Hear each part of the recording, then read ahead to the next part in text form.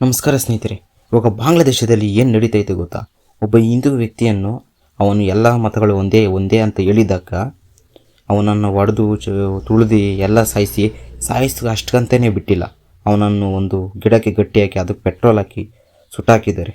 ಆ ರೀತಿ ನಡೆದಿದೆ. ಅದು ಈ ಹಿಂದೂ ವ್ಯಕ್ತಿ ಅಂತ ಹಿಂದೂ ಎಲ್ಲ ಧರ್ಮಗಳು ಒಂದೇ ನಡೀತವೆ ಅಂತ. ಸ್ನೇಹಿತರೆ, ಇದು ಫಸ್ಟ್ ಎಲ್ಲಿಂದ ಸ್ಟಾರ್ಟ್ ಆಯಿತು, ಏನು ಸ್ಟಾರ್ಟ್ ಆಯಿತು, ಯಾಕೆ ಏನೇನು ನಡೀತಾ ಇದೆ ಅಲ್ಲಿ ಬಾಂಗ್ಲಾದೇಶದಲ್ಲಿ? ನಮ್ಮ ಭಾರತ ಸೈನಿಕರಲ್ಲಿ ಗಡಿಯಾಗಿ ಫುಲ್ ಅಲರ್ಟ್ ಮಾಡಿದರೆ ಏನೇನು ನಡೀತಾ ಇದೆ ನೋಡ್ತಾ ಇದ್ರಿ ಸ್ನೇಹಿತರೆ. ಮನೆ ಬಾಂಗ್ಲಾದೇಶ ಇಂಡಿಯಾ ಇಶ್ಯೂ ನಡೀತಾ ಇತ್ತು. ಆವಾಗ ಅಲ್ಲಿ ಯೂತ್ ಲೀಡರ್ ಯುವಕ ಉಸ್ಮಾನ್ ಶರೀಫು ಅಡ್ಡಿ ಅಂತ ಒಬ್ಬ ಲೀಡರ್ ಇರ್ತಾರಲ್ಲ, ಅವ್ರ ಲೀಡರ್ ಇವ್ರು ಇರ್ತಾರಲ್ಲ, ಈ ಒಂಥರ ಭಾರತ ವಿರೋಧಿ ಕಡೆಗೆ ಯಾರ್ಯಾರು ತಿರುಗ್ತಾ ಇರ್ತಾರೆ. ಮತ್ತು ಭಾರತ ಇದು ಬಾಂಗ್ಲಾದೇಶ ಎಲ್ಲ ಭಾರತ ಕಂಟ್ರೋಲಲ್ಲಿದೆ. ಭಾರತ ನೀತಿಗಳನ್ನೆಲ್ಲ ಪಾಟಿಸ್ತಾ ಇದೆ. ಬಾಂಗ್ಲಾದೇಶದ ಎಲ್ಲ ಅವ್ರ ಕಂಟ್ರೋಲಲ್ಲಿ ಇದ್ದಿದೆ ಅಂತ ಈ ಯೂಸ್ನೆಲ್ಲ ಒಂಥರ ಮೈಂಡ್ ವಾಶ್ ಮಾಡಿ ಒಂಥರ ವಿರೋಧಿಗಳ ಥರ ಉಗ್ರಗಳಾಗಿ ತಯಾರು ಮಾಡೋ ಥರ ಅವನು ಹೇಳ್ತಾ ಇರ್ತಾನೆ. ಭಾರತ ಹಂಗೆ ಹಿಂಗೆ. ಈ ಉಸ್ಮಾನ್ ಶರೀಫು ಅವೆಲ್ಲ ಅವನು ಭಾರತ ವಿರೋಧಿ ಕಡೆ ಒಂಥರ ಗುಂಪುಗಳನ್ನು ಕಟ್ಟಿ ಆ ರೀತಿ ಎಲ್ಲ ಭಾಷಣ ಎಲ್ಲ ಮಾಡಿದ ತಕ್ಷಣವೇ ಅವನಂಗೆ ಯಾರೋ ಬಂದು ಒಂದಿಬ್ಬರು ಅವ್ನು ಸಾಯಿಸಾಕ್ಬಿಡ್ತಾರೆ. ಕೊಟ್ಟಿದ್ದಾರೆ. ಅವನು ಸತ್ತೋಗ್ತಾನೆ. ಆ ಸತ್ತೋದ ಮೇಲೆ ಅಲ್ಲಿ ಸ್ಟಾರ್ಟ್ ಆಗ್ತೈತಿ. ನನಗೆ ಉಸ್ಮಾನ್ ಶರೀಫ್ಗೆ ಕಾರಣ ಯಾರು ಅಂತ ಫುಲ್ಲು ಎಲ್ಲ ಕಚೇರಿಗಳನ್ನೆಲ್ಲ ಎಲ್ಲ ಬೆಂಕಿ ಇಕ್ತಾರೆ. ರೋಡಲ್ಲಿ ಎಲ್ಲ ಫುಲ್ಲು ರ್ಯಾಲಿ ಮಾಡ್ತಾರೆ. ಎಲ್ಲ ಒಂಥರ ಬೀದಿಗಳಿಗೆ ಬಂದುಬಿಡ್ತಾರೆ. ಎಲ್ಲ ಅವನು ಸಾಯಿಸಿದ್ದು ಯಾರು? ಅದು ಸಾಯಿಸಿದ್ದು ಇಂಡಿಯಾ ಅವರೇ ಸಾಯಿಸಿದ್ದು ಅಂತ ಇಂಡಿಯಾ ಮೇಲೆ ಆರೋಪ ಮಾಡ್ತಾ ಇರ್ತಾರೆ. ಆದರೆ ಸಾಯಿಸಿ ಇಂಡಿಯಾಕ್ಕೂ ಅವ್ನು ಸತ್ತಿದ್ದಕ್ಕೂ ಸಂಬಂಧನೇ ಇಲ್ಲ. ಅವನೇನೋ ಹಿಂಗೆ ಇಂಡಿಯಾ ಮೇಲೆ ಆಪೋಸಿಟಾಗಿ ಏನೋ ಮಾತಾಡೋದು. ಅವರೇ ಯಾರೋ ರಾಜಕಾರಣಿಗಳು, ಅವರೇ ಯಾರೋ ಗೊತ್ತಿಲ್ದಿರೋ ಇರ್ತಾರಲ್ಲ, ಅವರೇ ಹೋಗಿ ಸಾಯಿಸಾಕವ್ರೆ. ಅದು ಇಂಡಿಯಾ ಕಡೆಗೆ ಟರ್ನ್ಔಟು. ಇವಾಗ ಇಂಡಿಯಾ ಬಾಂಗ್ಲಾದೇಶ ಯಾವಾಗೋ ವಿರೋಧಿಯಾಗಿ ನಡೀತಾ ಇದೆ. ಅದರಲ್ಲಿ ಅವರು ಈ ರೀತಿ ಒಂಥರ ಈ ಬಾಂಗ್ಲಾದ ವಿಷಯನು ಮಾಧ್ಯಮಗಳಿಗೆ, ಈ ಕಚೇರಿಗಳಿಗೆ ಎಲ್ಲ ಬೆಂಕಿ ಇಡ್ತಾರೆ. ಬೆಂಕಿ ಎಲ್ಲ ಸುಟ್ಟಾಗ್ತಾ ಇದ್ದಾರೆ ಸ್ನೇಹಿತರೆ. ಇದು ಒಂಥರ ಹೆಂಗಿತ್ತು ಗೊತ್ತಾ? ಈ 1971 ಮೊದಲು ಈ ಪಾಕಿಸ್ತಾನ ಅವ್ರ ಮೇಲೆ ಎಲ್ಲ ಫುಲ್ಲು ಬಾಂಗ್ಲಾದೇಶ ಮೇಲೆ ಫುಲ್ ಆರೋಪ, ಅವ್ರದ್ದೇ ಯಾವುದೋ ಒಂದು ರೂಲ್ಸು ರೆಗ್ಯುಲೇಷನು ಎಷ್ಟೈತು.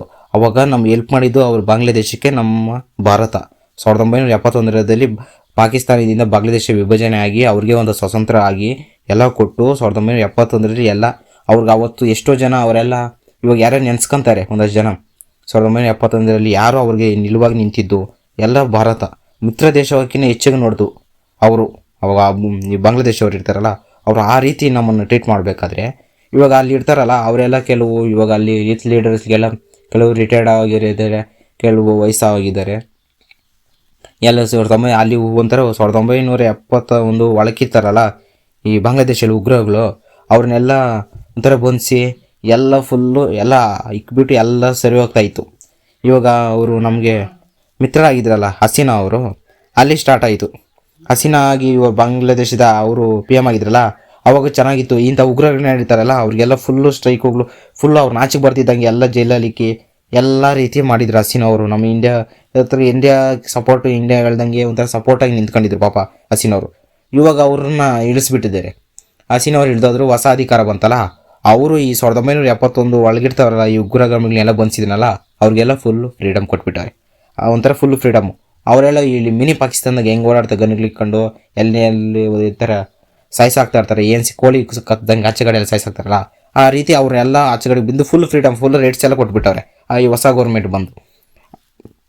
ಅವರು ಎಲ್ಲ ಇವಾಗ ಎಲ್ಲ ಸೇರಿಕೊಂಡು ಈ ಒಂಥರ ಮೊದಲು ವಿಭಜನೆ ಆಗಿ ಮೊದಲು ಎಲ್ಲ ಬಂಧಿಸಿದ್ರಲ್ಲ ಅವರೆಲ್ಲ ಆಗೋದ್ರು.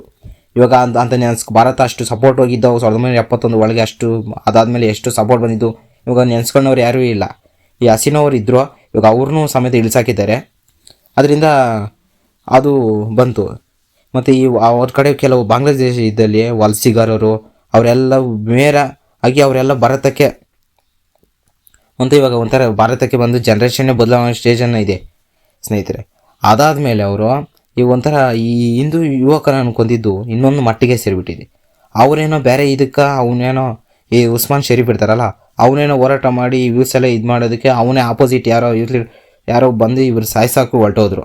ಅದು ಬಿಟ್ಟು ಅವ್ರು ಇಂಡಿಯಾ ಕಡೆಗೆ ತಿರ್ಗಿಸ್ಬಿಟ್ರು ಅದನ್ನು, ಇಂಡಿಯಾವರೇ ಅಂತೇಳ್ಬಿಟ್ಟು. ಇವಾಗ ಎಲ್ಲ ಅದೊಂದು ಕಡೆ. ಆದರೆ ಇವಾಗ ಏನೇನಾಗ್ತಾಯಿದೆ ಗೊತ್ತಾ? ನಾವು ಇವಾಗ ಅವರು ನಮ್ಮ ಫುಲ್ಲು ರೋಡಿಗೆ ಹಿಡಿದು ಫುಲ್ ನ್ಯಾಯ ಕೊಡಬೇಕು ಎಲ್ಲ ಇಂಡಿಯಾ ಮೇಲೆ. ಒಂಥರ ಪಾಕಿಸ್ತಾನ ಯಾವ ರೇಂಜಿಗೆ ತಿರುಗಿದೆ ಅಂತ ನಮ್ಮ ಮೇಲೆ ಇರ್ತಲ್ಲ ಆ ರೇಂಜ್ಗೆ ಇವಾಗ ಬಾಂಗ್ಲಾದೇಶ ನಮ್ಮ ಕಡೆ ಆಗಿದೆ.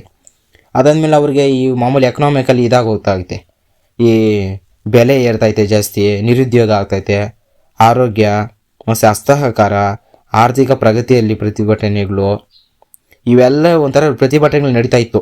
ಈ ನಿರುದ್ಯೋಗವು, ಈ ಬೆಲೆ ಏರಿಕೆ ಆಗೋದಿರೋದು, ಪ್ರಗತಿ ಮತ್ತು ಆರೋಗ್ಯಕ್ಕೆ ಅವೆಲ್ಲ ಸೇರಿ ಇವಾಗ ಇಂಡಿಯಾ ಕಡೆ ತಿರ್ಸ್ಬಿಟ್ಟವ್ರೆ. ಎಲ್ಲ ಇಂಡಿಯಾದ ಬಗ್ಗೆ ತಿರ್ಸ್ಬಿಟ್ಟವ್ರೆ ಅವರೆಲ್ಲ ಇವಾಗ ಅದ್ರ ಟಾಪಿಕ್ ಹೋಗಿ ಎಲ್ಲ ಇಂಡಿಯಾ ಮೇಲೆ ಬಂದ್ಬಿಟ್ಟಿತ್ತು ಅದೆಲ್ಲ ಸೇರಿ.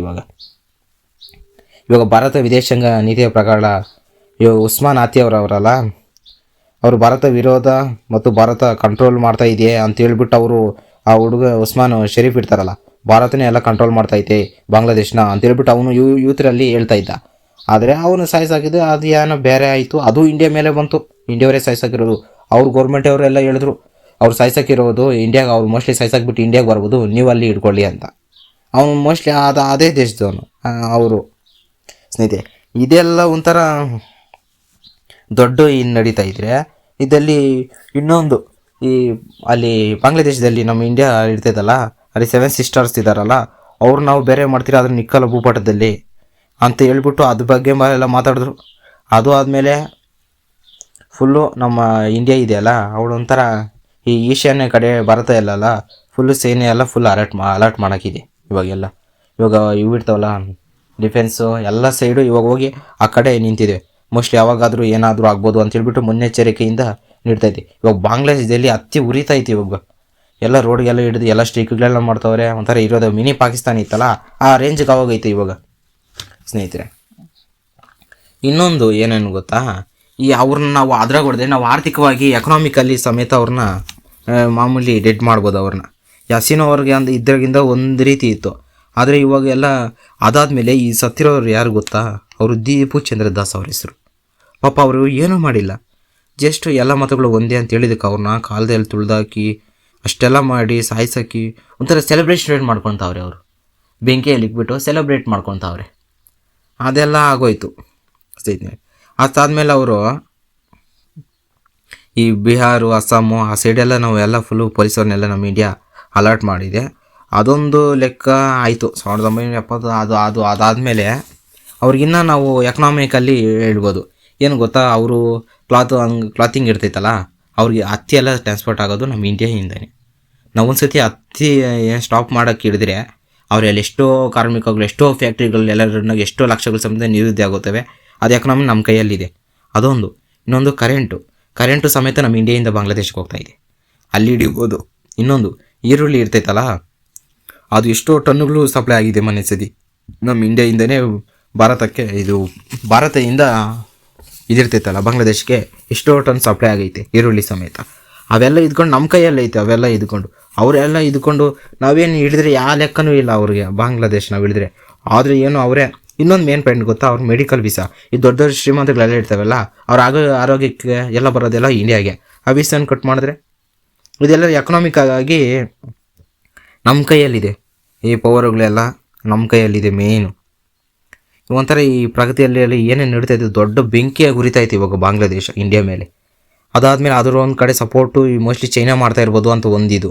ಚೈನಾ ಅವ್ರ ಕಡೆ ಸಪೋರ್ಟ್ ಹೋಗಿದೆ. ಇವಾಗ ಏನು ವಾರ್ ಸ್ಟಾರ್ಟ್ ಆಗಿದ್ರೆ ಚೈನಾ ಅವ್ರ ಕಡೆ ಹೋಗಿ ಸಪೋರ್ಟ್ ಮಾಡಬಹುದು. ಅದೊಂದು ಕಡೆ ಬಾಂಗ್ಲಾದೇಶ ಕಡೆ. ಇಂಡಿಯಾ ಆದರೂ ಏನಿಲ್ಲ, ಹೈಕಮಾಂಡ್ ಮಾಡಿದೆ, ಇವೆಲ್ಲ ಮಾಡಿದೆ. ಈ ಎಕನಾಮಿಕಲ್ಲಿ ವಾರ್ನಿಂಗ್ ಕೊಟ್ಟಿದೆ ಎಕನಾಮಿಕಲಿ.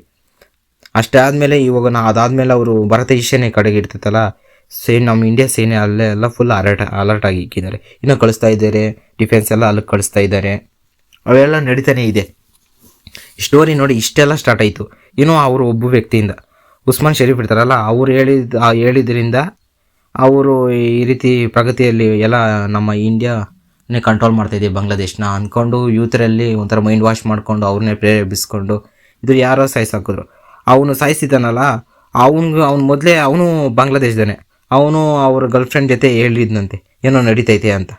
ಅವರು ಸಮೇತ ಪೊಲೀಸಲ್ಲಿ ಇನ್ನೂ ತನಿಖೆ ನಡೆಸ್ತಾ ಇದೆ, ಏನೇನು ಎಲ್ಲ ಡೀಟೇಲಾಗಿ ನಡೀತಾ ಇದೆ. ಅದೊಂದು ಮಟ್ಟೆ. ಆದರೆ ಈ ಪಾಪ ಈ ದೀಪು ಚಂದ್ರದಾಸ್ ಇದ್ದಾರಲ್ಲ, ಪಾಪ ಇವರೇನು ಮಾಡಿದರು, ಅವ್ರು ಎಲ್ಲ ಮತಗಳು ಒಂದೇ ಅಂದಿದ್ದು ತಪ್ಪ. ಆದ್ದರಿಂದ ಅವ್ರನ್ನ ಸಮೇತ ಪಾಪ ಅದು ಸಾಯಿಸಿದ್ದಲ್ಲ ಹೀನಾಯವಾಗಿ ಇದು ಮಾಡಿಬಿಟ್ಟಿದ್ದಾರೆ ಸ್ನೇಹಿತರೆ. ಇದರಿಂದ ನಮ್ಮ ಭಾರತ ಎಲ್ಲ ಎಚ್ಚೆತ್ಕೊಳ್ಬೇಕು, ನಾವೆಲ್ಲ ಒಂದೇ ಇದಾಗಿಂದ ಇಡಬೇಕು ಸ್ನೇಹಿತರೆ. ಇನ್ನೂ ಹಲವು ಅಪ್ಡೇಟ್ಸ್ಗಳಿಗಾಗಿ ಈ ವಿಡಿಯೋ ಇಷ್ಟ ಆದರೆ ಒಂದು ಲೈಕ್ ಕೊಡಿ ಮತ್ತು ನೀವು ಯಾರು ಹೊಸಬರು ನಮ್ಮ ಚಾನಲನ್ನು ನೋಡ್ತಾ ಇದ್ದೀರಿ ತಕ್ಷಣ ಸಬ್ಸ್ಕ್ರೈಬ್ ಮಾಡ್ಕೊಳ್ಳಿ ಫ್ರೆಂಡ್ಸ್. Thank you.